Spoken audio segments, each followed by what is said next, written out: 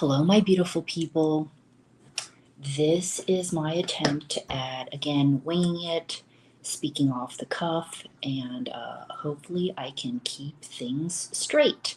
Since I don't have too much written out in outline form, uh, for those of you who haven't listened to me before, I tend to jump from topic to topic, whether I am winging it or not.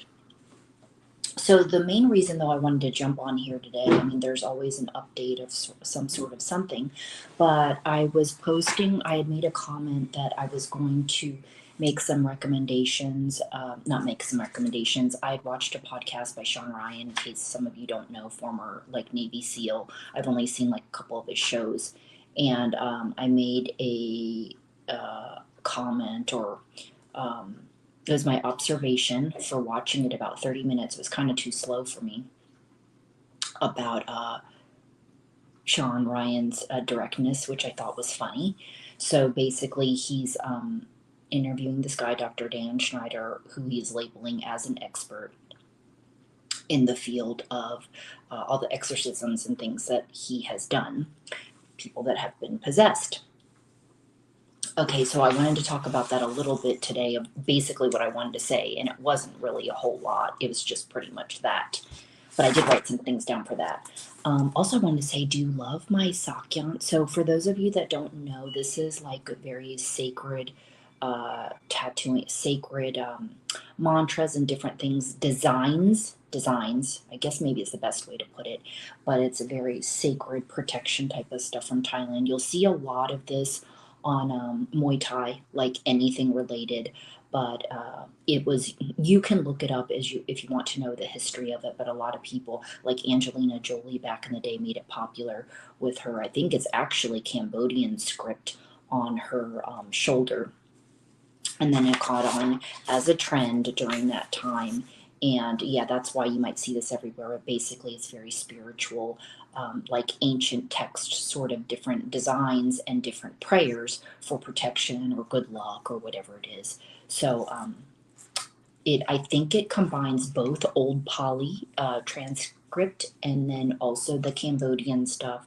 Um, there's nothing really on here, but it's very what's the word?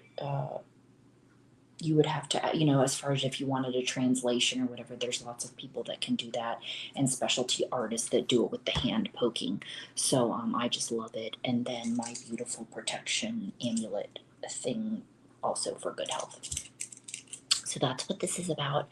Okay, so today, um, getting to the episode. So basically, okay, so I mentioned in one of my other shorts or 3-minute video, it's under Finding Your Truth in American Pop Culture. That list, I decided to put it on there. I clipped the video, just the first part, and talking about my supernatural experiences and why I've always been so interested in these types of shows, right? Esoteric stuff or demon stuff or whatever it is.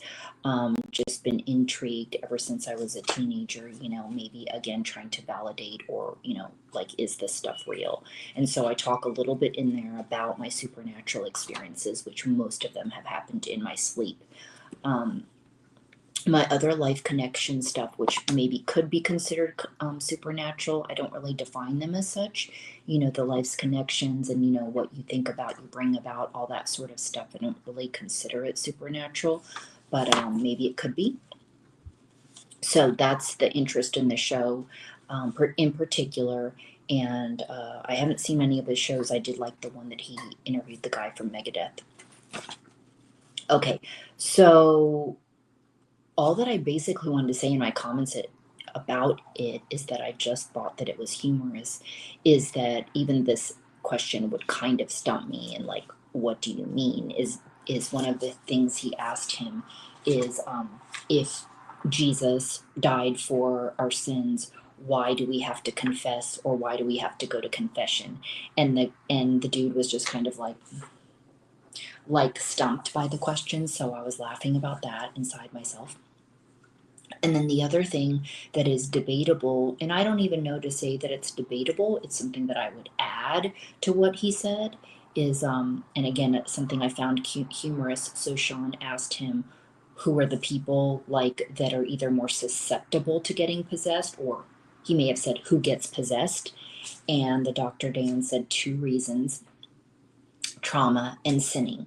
And I'm just laughing about the sinning thing because, all of us could be considered sinning, including myself, because I swear, So when people, or Christians specifically, say things like that, or say things about being a sinner, even though they themselves might say, hey, I sin every day, the fact that he said like that, those are the people that are targeted for being possessed, that's what I found comedic.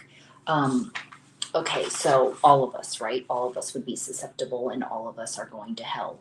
Because I didn't finish watching the whole episode because I don't know whether it was very slow moving, or what it was that happened there. I ended up turning it off. Is that there are some Christians out there, right, that are pretty one-sided, and so they do strongly feel like if you do not live by XYZ, you're going to hell. And that's why growing up, that was one of the things of me why it didn't resonate with me, knowing I was a good person, that I believed that for myself. Okay, so that's just my truth. And so I feel like what I heard based on that, that's kind of like what he was saying. I mean, it seems like it, right? Sinning. Like, you're going to get possessed, you're going to get, doesn't mean you can't get exorcised and that he won't exorcise you. But so what I wanted to go to also to add to that list is that there are other things that will make you vulnerable. It's not just being a weak person, but you could have an illness already. You could have some other sort of situation in your life or low point that can also make you susceptible, right? It doesn't have to necessarily be trauma. And also, just to not go deep, but energetically, right? If you're not helping keep yourself in the light and staying in a positive vibration, right, we're going to attract things to us.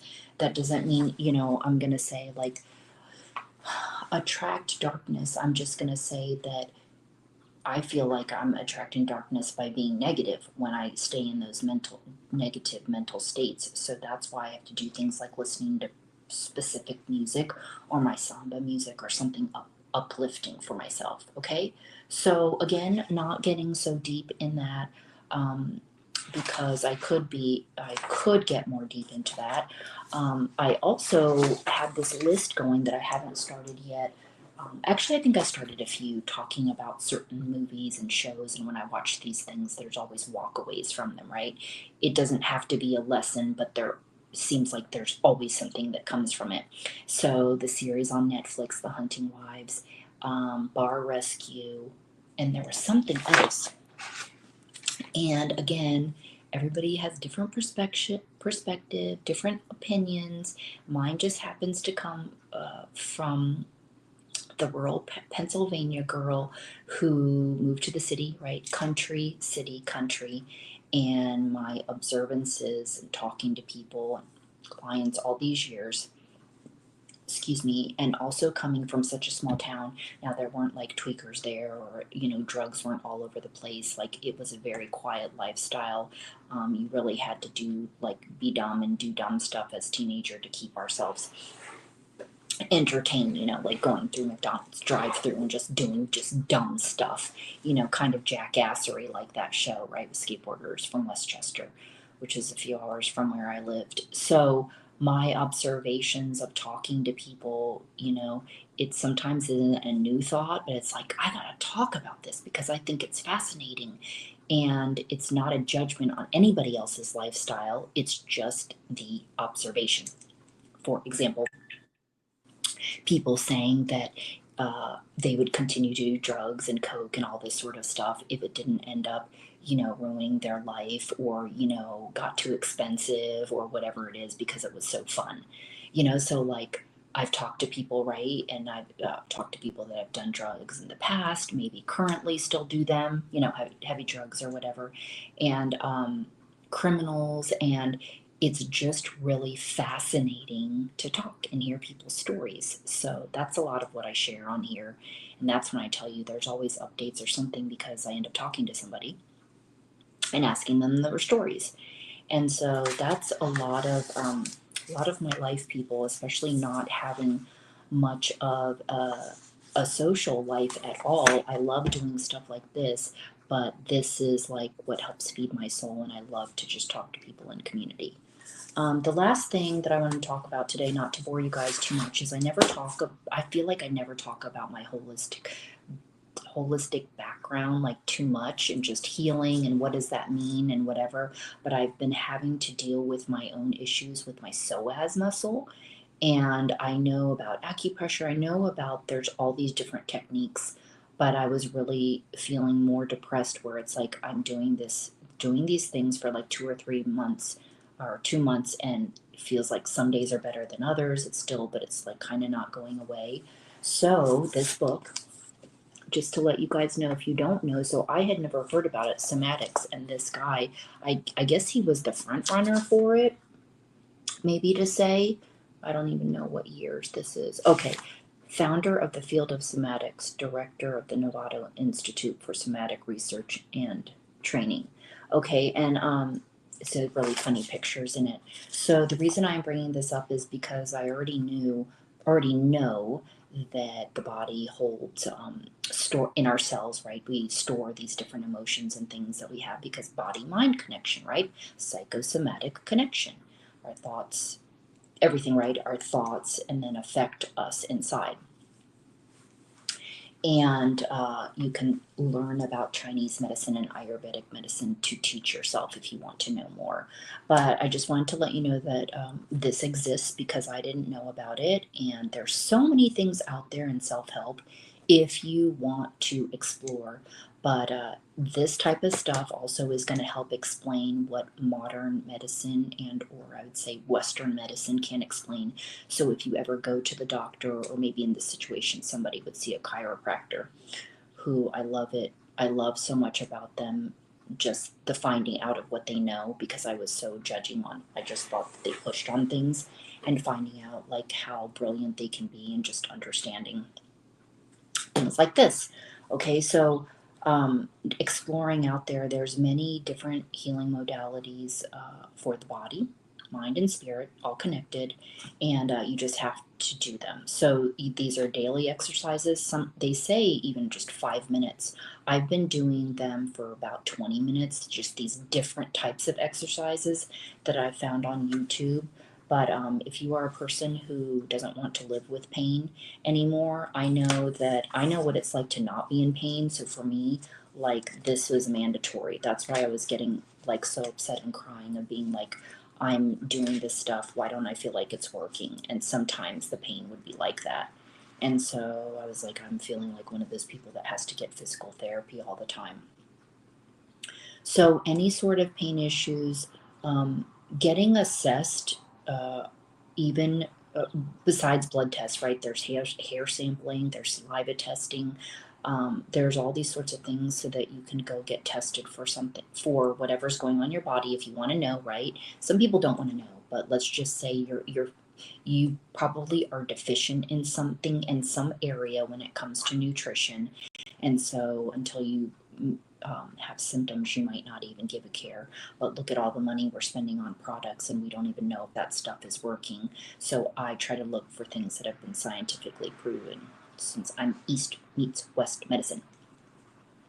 Sometimes I've noticed in the past people that are very that start studying Eastern medicine and things. Sometimes they're not. They don't look at the Western, or they don't incorporate the Western. And I got into that with the skincare when I wanted results driven, and was able to find that in skincare and different stuff things. And then the other things I'll finish off by saying um, that the other thing, my buddy's book, I never owned this one, right? Meditations on Violence from Rory Miller, and he was one of my guests. And I had first read, or parts of it, Facing Violence, and he recommended that I read this one. He thought I actually might like it more, or be able to apply it more. So me with the book thing, this one and Warrior's Return by Dr. Tick, I'm also looking at, some light reading, but the same thing with me with my little bit of ADD and all that. I don't know that I'll be able to pick it up from beginning to end, but I'm just going to pick it up as needed and when I can. So it's just some light reading. And Rory is on my Spotify and my Pandora. There's a 4-minute video on the YouTube where he talks about anxiety attacks, and he has a lot of good information. He's former corrections um, officer.